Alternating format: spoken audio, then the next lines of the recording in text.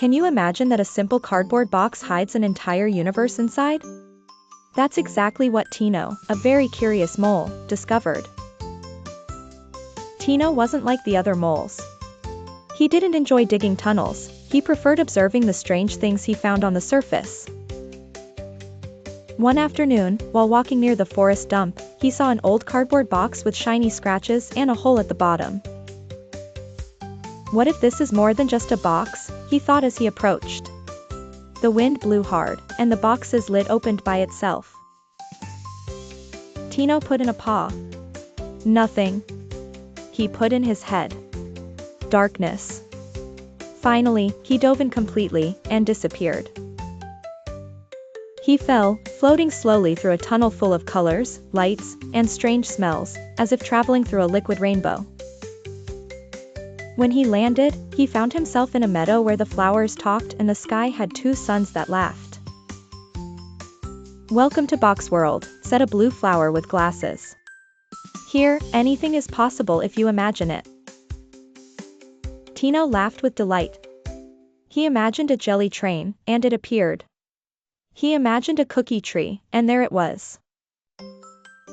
Then he met Claw, a hare with dragonfly wings, who had been trapped in BoxWorld for centuries.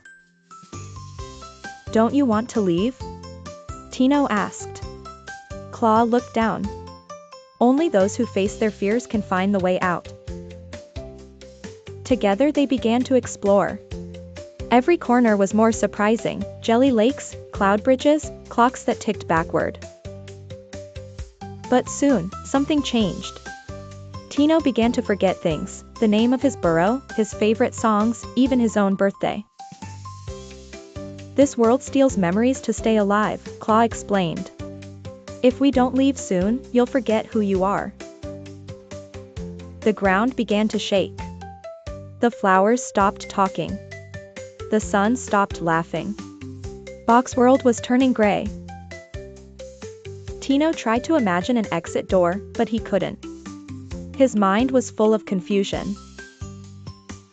Claw gave him a small mirror. "Look at yourself. Remember what you are. That is your key."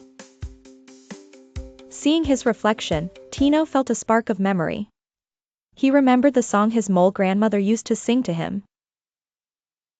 He began to hum it, and each note lit the path. Claw flew beside him as the world started to fall apart. A staircase of light appeared. They climbed without looking back, while everything around them dissolved like wet paper. Suddenly, they were back in the forest, next to the box. But this time, the box was closed and sealed with a red ribbon. "What should we do with it?" Tino asked. Claw smiled. "Some mysteries are better left alone." Tino decided to keep the mirror as a memento and return to his burrow with a new story no one would believe. Claw, finally free, spread her wings and flew toward the mountains, happy to feel the wind again. But that night, the box vanished on its own under the moon. Tino never saw it again, but now and then, in his dreams, he visited BoxWorld for a few minutes.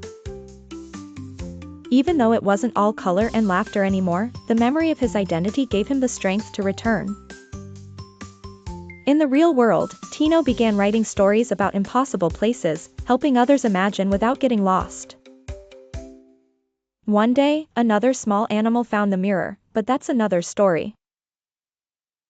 BoxWorld is still there, waiting for someone brave enough to imagine with a steady heart. Moral: imagination is wonderful, but we must always remember who we are so we don't lose ourselves in our dreams. See you very soon with more magical tales that will take you to incredible worlds.